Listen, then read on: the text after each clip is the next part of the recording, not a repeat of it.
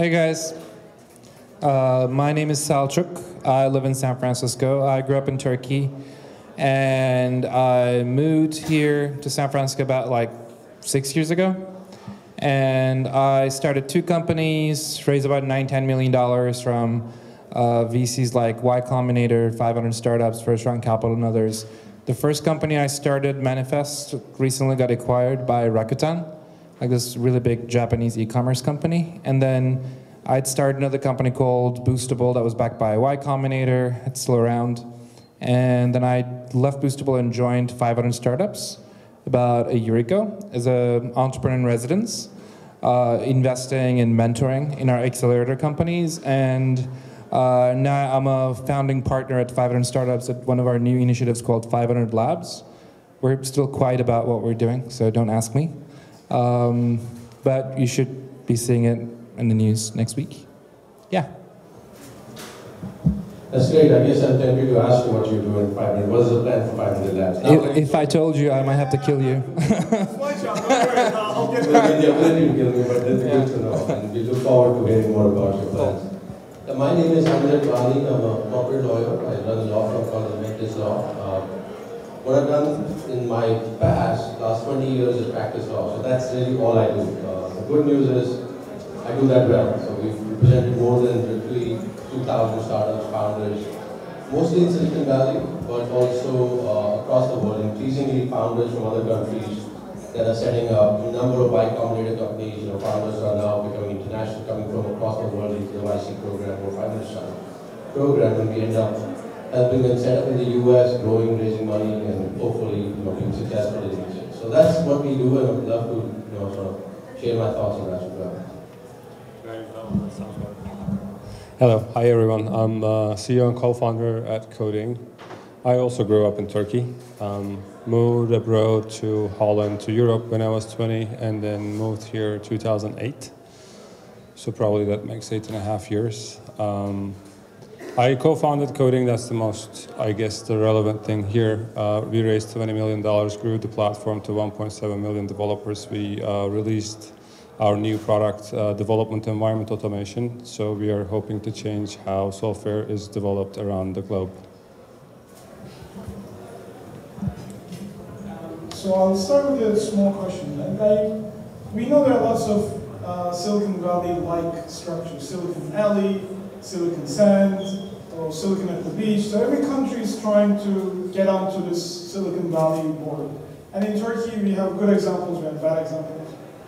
What do you think the unique challenges are because you travel along and you do a lot of work with international people, what do you think the biggest challenge that any ecosystem faces when they try to figure out how to create an ecosystem, how to create a startup friendly place? We'll start with this, right, and then with me. Most of those things are not well thought out. From my observation, I don't know a good example, including Europe, Southeast Asia. 500 Startups is doing a good job because they are from here, they are bringing the culture over. But people who are not connected here, they're trying to put together some offices and then put entrepreneurs and developers in there and expecting magic to come out. That doesn't really work. That's a very, very long answer, but the short answer would be you can't build a samurai army, even if you think that's the best way to go. Like, it's a Japanese thing, it's the Japanese culture, so you can't have a samurai squad in your army unless, you are Japanese. So you have to think about the culture. Even if someone tries to copy my company, they can copy my code, they can copy how I do it, but they cannot copy how my company culture is working. So I think that they don't really look at what the culture is. There's an amazing documentary on Netflix called How Silicon Valley is Made. It's the story of Intel. There lies the truth, like how we treat each other, how we dress up, how we don't patronize people we work with, how we are equals, how we are peers, and how we just wear whatever we want and we don't really judge people. You can be whatever, whoever. LGBT, or like in a company where LGBT is a problem, for example, how are you going to ever copy Silicon Valley, right? That just doesn't really work. So that would be my short answer. The long answer is on that documentary. Yeah, I agree. I think the shortest answer is culture, right? It's really where you can replicate the culture, and it's not really, as rightly said, it's not easy to replicate a culture like the samurai culture. The analogy I give is, the movie industry. We have a very thriving, obviously, Hollywood in LA, and there are other pockets of movie industries in New York, and I assume that Turkey has a very thriving movie industry of its own, India as well. So this culture that's around, so if you're creating a movie for India or Turkey, you would look at local talent and the movies, the stories around that. But if you're looking to be a global company, a movie that's going to be sold to the global audience, you would want it to be set up in LA, or the production or the storyline has to be more global.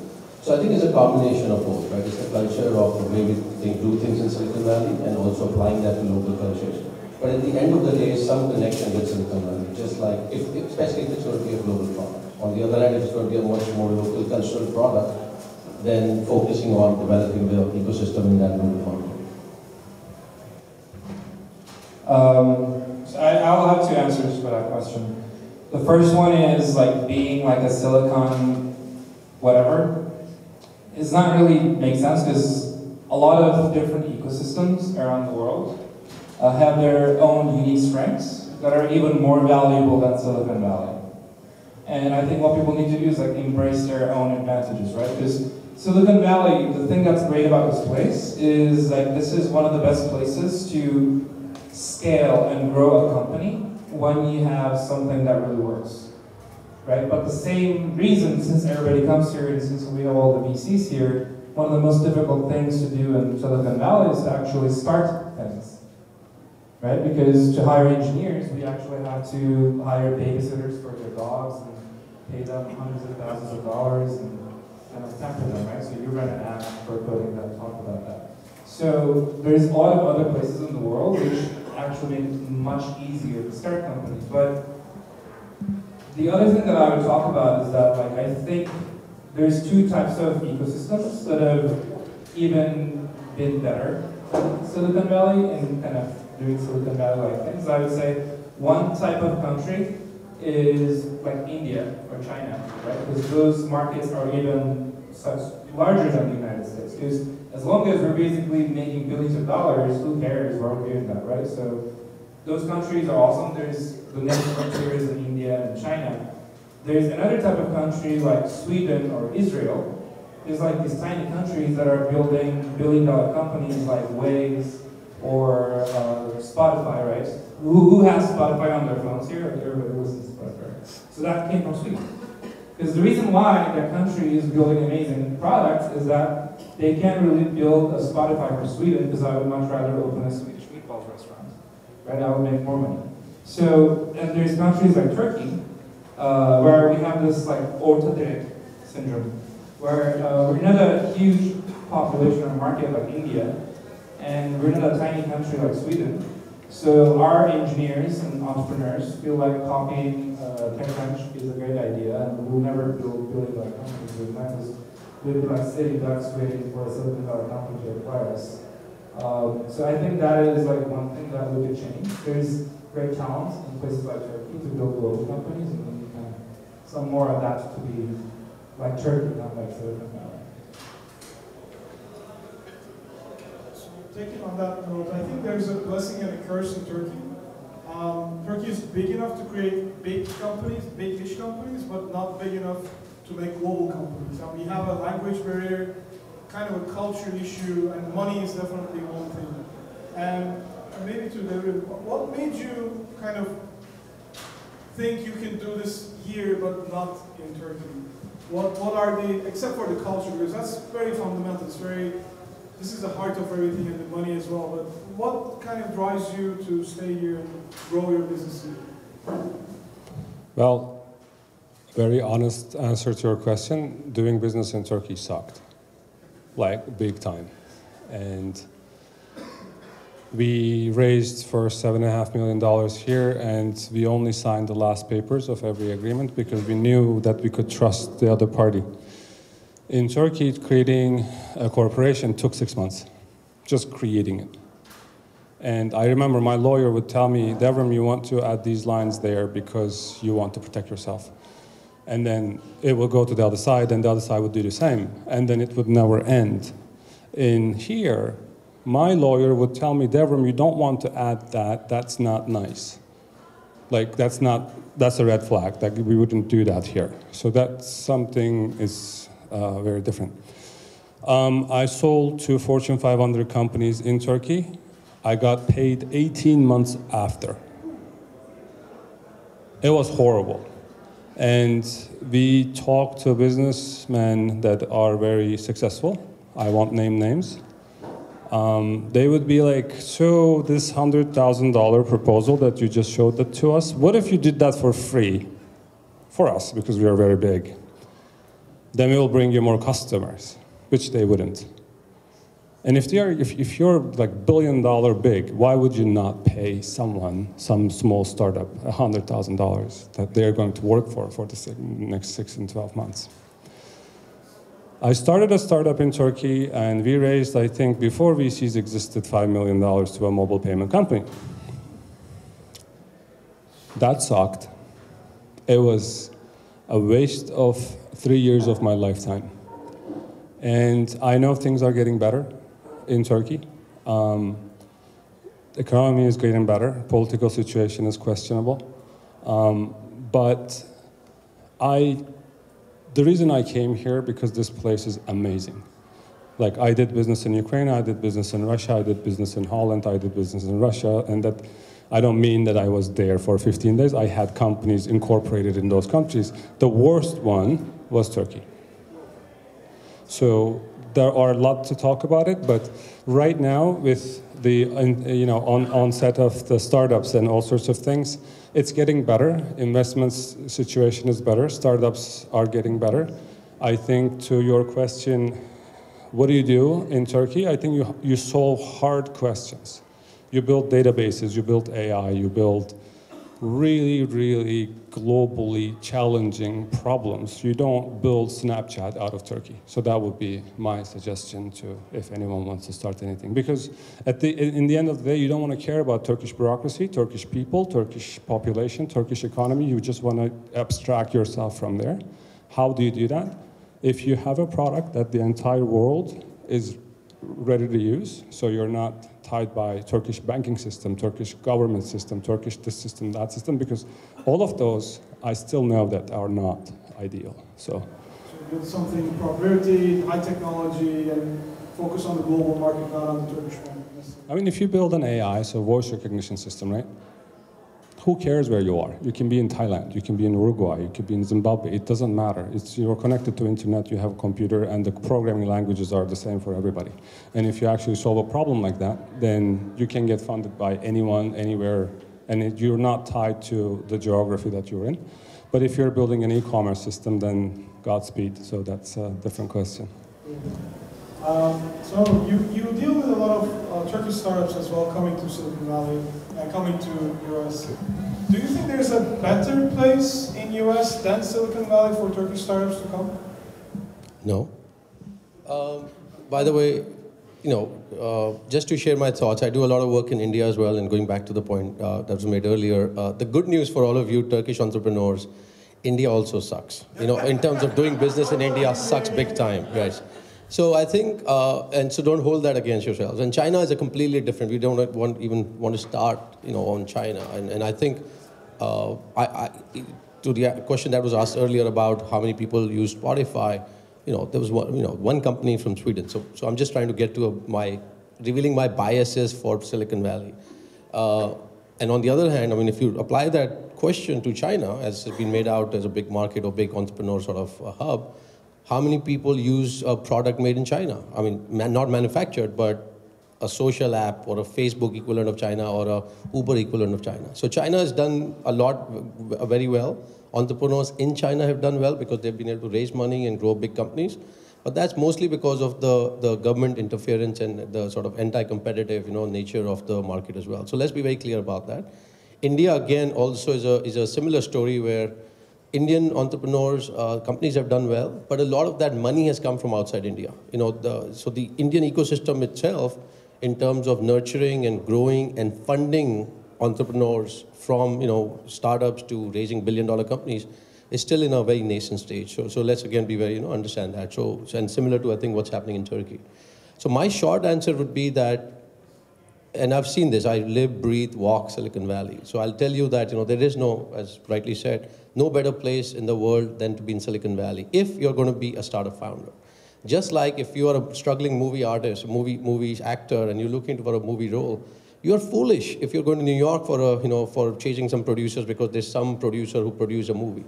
LA is right there. That's the mecca of movie industry. Go to LA. If you're a startup founder, you're looking to build a global product company, with that caveat, come to Silicon Valley because this is where global product companies are made. For every Skype or for every Spotify, there's an iTunes and all sorts of 200 other companies that are not necessarily billion, but $100, $500 million companies that are being created every day or every week, being sold for $500 million every week in Silicon Valley. So, don't be foolish, right? And don't be, as an entrepreneur, don't necessarily be patriotic that you have to be in Turkey and that's why you're going to do this good for well for Turkey. It doesn't matter where you are. You're an entrepreneur. You're building products.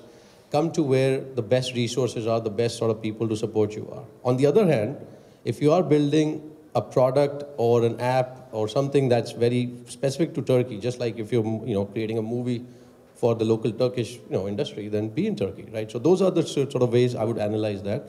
And I can tell you in the last 6 months, we've worked with easily over 50 companies from outside US that have raised more than $200 million in the US. So there's that level of money and interest in funding entrepreneurs and technologies from outside US coming to the US. So I know some Bostonians will kill you for this statement, but anyways. And I think there's a counter-argument because 500 Startups has a huge model of startups are breed everywhere. There's talent everywhere. There's good global companies that can grow everywhere. That's why they do all these small funds, programs, and they take lots of international companies to that point, bring them to Mountain View Accelerator Program or Silicon Valley San Francisco Accelerator Program. So how do you balance how do you see the international teams versus the US teams? Because it's so competitive when you come here. Yeah. And coming to 500 gives you an edge, but how do you nurture them? How do you make them blend into the culture? Yeah, totally. At 500 Startups, we are trying to build the largest net for hunting awesome startups in the world, right? So, and I actually have to disagree with my friend here.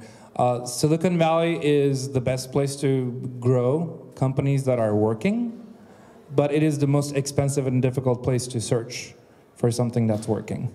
Because it's like Hollywood, right? So everybody who wants to get famous come here. Yes, there's really talented people, but there's also a lot of bullshit people too. So you have to sift through bullshit to find the good talent. And when you find the good talent, you can't afford the good talent. So I think a lot of great ecosystems like Turkey have an advantage where you can actually build things for cheap and experiment and try things. So my recommendation, for example, would be, so thank God, while I was in Turkey, we didn't have things like 500 Istanbul. Right? You guys have awesome VCs like 500 Istanbul and Etohum and others. So make something that people want and take some local money. And once you know that something is really working, and once you're already started building for a global market, hop on a plane and come here and start networking and building out your company. Because the secret of coming to Silicon Valley, and listen carefully, you go to TurkishAirlines.com, you search for a flight, and you enter your credit card and you buy a ticket. You come here. It's not that difficult. So, but the thing is, don't come here searching for what you want to do. Figure out what you want to do and come here to scale it. Let me just quickly add to. I agree with that. Actually, I mean, in the interest of not being disagreeable, I think that's absolutely right. I mean, and the point I was trying to make is not different. It's be in your local jurisdiction wherever you have the competitive advantage, the culture, your home food, your friends from engineering college, all of those are around you, your advisors, your initial mentor, maybe your seed investor. But the point I was making is as you're growing, and especially if you're looking to be the Uber or the Skype, You need to have the connection with Silicon Valley. Don't just be patriotic that you have to be a Turkish company. Google itself is not necessarily a US company anymore. It's an Irish holding company for all its IP. So it doesn't really matter, but no one says it's not a US company as such, right? So have the right perspective. As an entrepreneur, your goal is to grow the best, largest, fastest business, really. One last question to Devrim, and then I'll ask another. For a startup, you're running your own business, and you don't have so much time. But for a startup to come and ask your mentorship, ask your guidance, what would you see in a founder to spend time with? Do you do that? Do you do? I don't think you do like angel investment type of stuff because you're still in the business, running of your business. But what attracts you as a quality founder to you? I do that very selectively. And if we are talking about our culture a little bit, we're talking outside. And I don't usually, I used to, but I don't respond to people who just come here. I mean, people come to SF and then they knock on our door and then say like, hey, coding, we just came to visit you. I mean, one day I said like, this is not a museum. We don't sell tickets outside. Like we have meetings and we have business inside, and you just can't come in. You can't walk into our office and then just walk around like Japanese tourists. Like that's not why we are here. And I get introductions, and I hate there's no double opt-ins. So some of my friends would just forward someone's email to me without asking me, and then I'm like, I'm not responding to this dude, and because like you just can't. But if someone asks a specific question that is adding to Selçuk's point, how do I do this, right? Then usually you have an answer. I have like one sentence credit for everybody, right? Like if I could just write one sentence, hey, I will forward your email, I'll reply to you, this is a good question, that's good. But usually what I get, 99%, we are coming to San Francisco, so we don't know a lot about the startup sector in Silicon Valley, and we would like to like grab a coffee with you for an hour. Not to be a douchebag, but do you know what an hour costs me and my company? Like I'm just going to get out of it, spend the time with a random person who I don't even know if they're going to take my advice and do something with it, and that's painful. Like you ask me a question, what if I was just silent? Like I came here and then you ask me a question, I'm like, I don't know. Like how would that be? So then you come to me and advice, I want to make sure you can take the advice, you can execute on that advice, you can take my mentorship, you can do something with it, and you're not going to waste my time. Because if you want to learn about startups in Silicon Valley, there's internet. So that's basically how I do it, and I could tell you that when the emails are written really nicely, and asks a specific question, we usually forward it to an investor that we know, and just be very clear. If you're going to talk to a stranger, think yourself as a homeless person or someone on the street that you're going to stop someone. What do you tell to take their attention? This is a good one. And for maybe Selçuk, you probably get, oh, we are looking to raise $2 million, we're in Turkey, can you introduce us to Greylock? Can you introduce us to Dave? So what's the right approach if you're coming from outside? Let's say we have a product, you have some traction in Turkey, you're past the stage where you can get into an accelerator. Yeah. What would you advise to teams already in San Francisco or in Turkey to start engaging with investors? There's a few ways, right? So to add to Devrim's point, like being really clear, concise, and direct is really important. And like one of the common mistakes that I see is like, for example, like a startup pitches us and says like, here, we're doing this. And I go like, okay, so what's your traction? And they basically start not talking about their traction and basically wrote like a one-page email about everything else. So you didn't spend any marketing dollars? Yeah, it's like, it gives me excuses and all, like, dude, like this is not like a composition class. Like I'm not gonna give you more points for writing more sentences.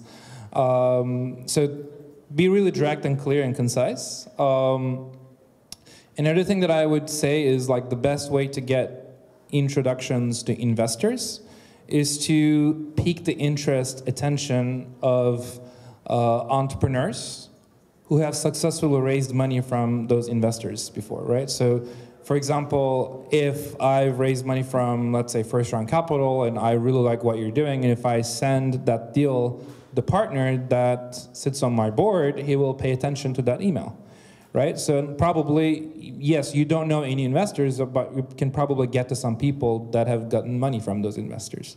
So that's like one good trick to get a hold of investors, probably not a lot of people use. And my favorite question, what's the one thing that we can't Google and learn about you? I don't know. Well, let me think about it while I give that to Devrim. I paint. Well done. I don't.